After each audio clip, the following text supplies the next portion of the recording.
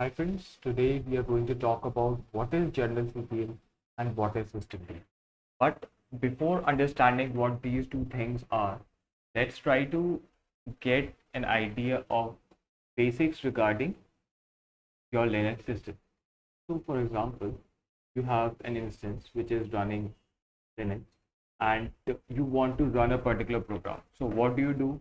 You just write Python if it is a Python program, and then you write your application file. So for example, app.py. Okay. And what happens is that this file gets executed. And if it is a long running file, for example, serving a web application, so it will start listening to a particular port and it will keep on working. But as soon as you exit your terminal, what happens is this file is going to get killed. Okay. So in this case, we need a special type of support from the Linux system so that if I use that thing, I can keep this file running continuously in the background processing inside the Linux system. So this type of functionality is provided by services.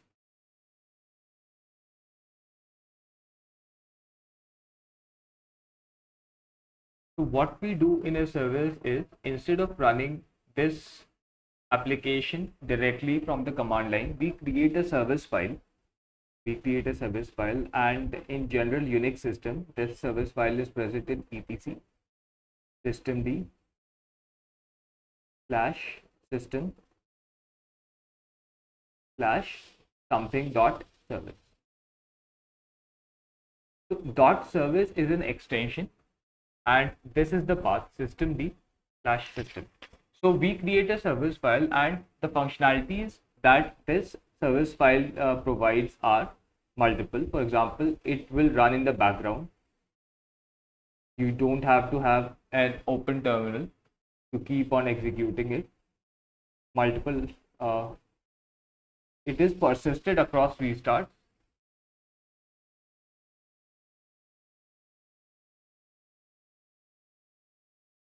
Another thing it provides is not just system restart. For example, if my service crashes or if there is some problem in my application, then I can make some changes in my services so that if my service goes down, then it can be respawned or it can be restarted.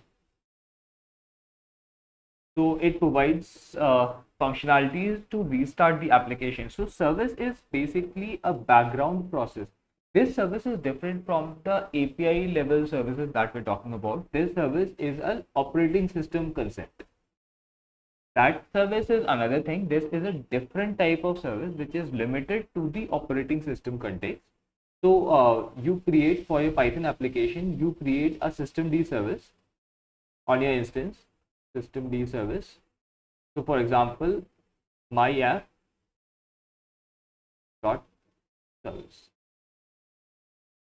And so this is basically a systemd functionality, and to access logs for a particular systemd in Linux operating system or for a particular service, there is a functionality called general CTL. And to access systemd services, this is for logs, and to access services, there is systemctl. Okay, so if you want to start the service, what you're going to do is you're going to write systemctl start my app dot service. And similarly, if you want to restart it, if the service is already running and you want to restart your service due to any changes that you have made, so you have to write restart my app dot service. And similarly, if you want to stop a service, you have to write systemctl stop my app dot service. And if you want to reload, you have to write systemctl reload my app dot service. And in this case, what is the difference between reload and restart? So reload is basically a soft restart in which your application is not down, it just reloads a particular configurations from a predefined resource files. So this is layman explanation for systemctl and for systemctl. Since all these commands are require all these commands require sudo privileges or root privileges, so they have to be executed with sudo. Let's try to see how we can actually do that on a system.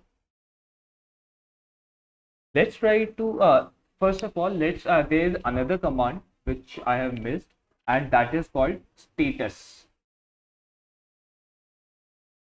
So systemctl status myapp.service, it is going to give you status of your current service that you're trying to access. So the command is sudo systemctl status, and let's say we have a service called containerd.service. Okay, so it is going to give me the service names. Okay, the service related information. It says that this service is actively running and it was created 2 months ago. And what is its PID? It is 8679. Its tasks are 36. It is taking 67.4 MB, and these are its control groups. Let's try to stop this service. Let's try to restart this service. So what we have to do is sudo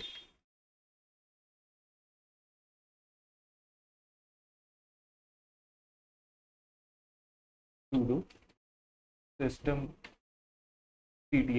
So command for interacting with services are systemctl. Is systemctl.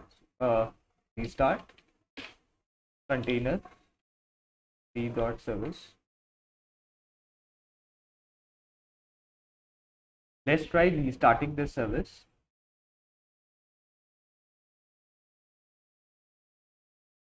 So our service has been restarted. Let's try to check its status again by systemctl status containerd.service, and it is showing us that this service is running and its PID has changed. Earlier its PID was something else. Now its PID is 8007. And similarly, if we want to reload this service, we have to issue the command reload. And fail to reload job type reload is not applicable for unit containerd.service. So let's try to understand what this actually is.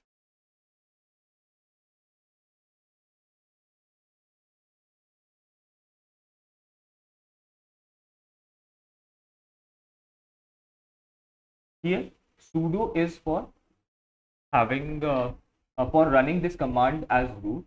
Systemctl is the command for interacting with services. This is the command that we are issuing to systemctl corresponding to this service. In systemd terminology, this is called unit. Okay, so we have our unit is containerd, and we are reloading the configurations for containerd service. So similar commands are status, restart,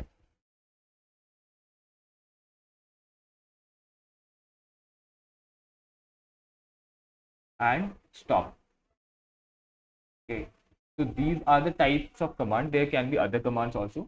The availability of these commands depends on the configuration for this service. So these services are configured. Okay, let me show you how these services can be configured. We're not going to discuss that. We are just going to understand the basic workings of systemctl so that we can debug Linux specific issues in a better way. So let's see what the containerd service file looks like. So we are going to let this file as again.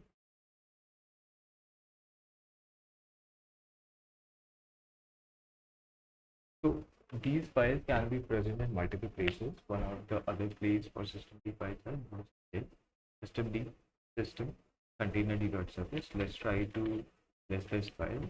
This gives us what are the different things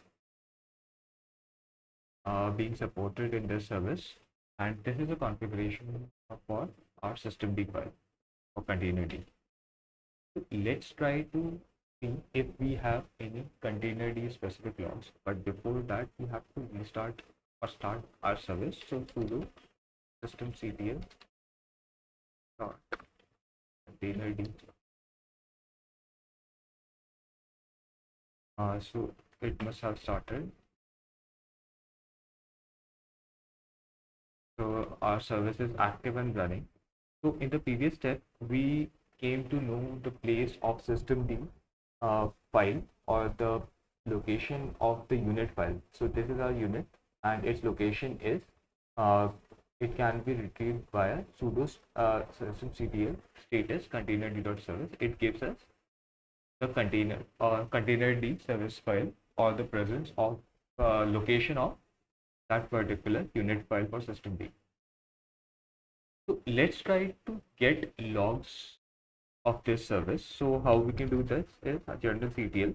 So journalctl is the command to access logs corresponding to a system if it is using systemd for service management. So if you just write journalctl, it is going to give you system-wide logs, all the logs for that system.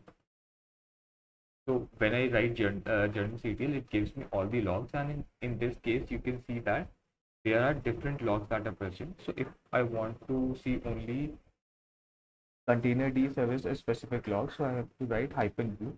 It specifies the we want to get logs for a particular service or unit containerd.service, and now it gives me system specific logs only for containerd.service.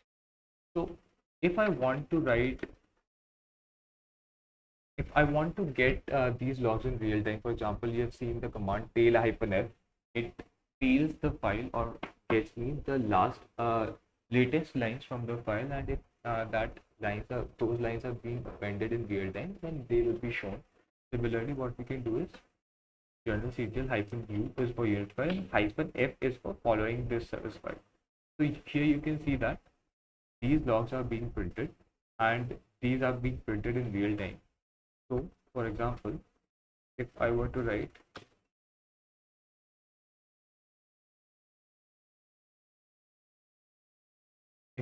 restart this service, let's see what happens.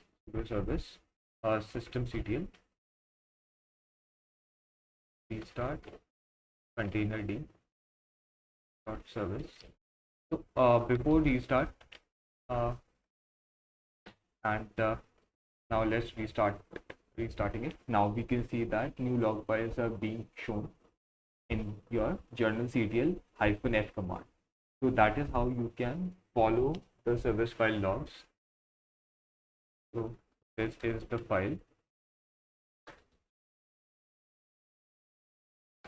Suppose we want to get logs for the past 3 minutes only, then we can write --since 3 minutes ago.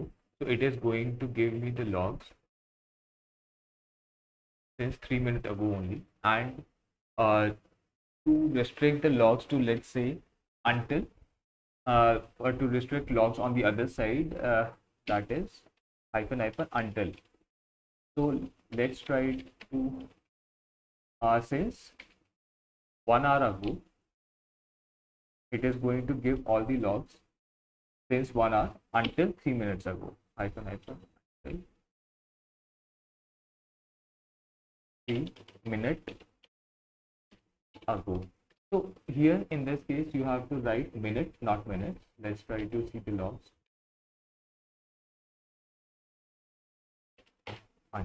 Until is L with a single one. So this is how you filter the logs on the basis of time. You can also give logs for a particular day. For example, you want to get logs -until. You can give the date in the format of y.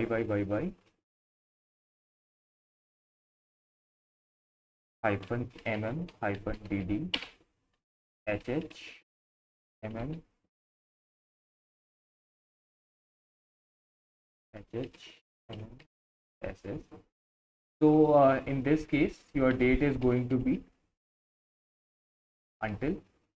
Let's try to get logs. And if you just want to give a date also, that is also possible. So for example, today is 5th August 2021 hyphen 10 hyphen 05, and let's say current time is 09:00:00. Then it is going to give me the logs till this time. So this is how using since and until you can filter the journal serial logs for that particular time range. Another way of filtering on the basis of since and until is using today. So for example, you want to see all the logs for today. So you have to do journal hyphen u container d dot service, or whatever service or unit that you're interested in, hyphen since today.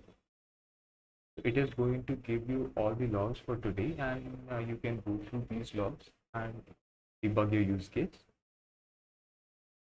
One of the frequent use cases for debugging journalctl can be for debugging your services or application logs. Another use case is when there is a high disk utilization on your service and you want to check how much space is being taken by the journalctl logs. So what you can do is you just have to write the command journalctl hyphen disk hyphen usage, and it is going to give you the current disk usage for the journalctl logs. So it is saying that archived and active journals are taking up to 34.3 MB on disk. So journals are basically logs for a particular unit in systemd. Okay. So here since I haven't written particular service or hyphen unit, so it is giving me all the journals are taking only 34.3 MB. So this is how you interact with services and logs in a Unix-based operating system working with systemd. I hope you enjoyed this video. Useful links are mentioned in the video description. Thank you and have a nice day.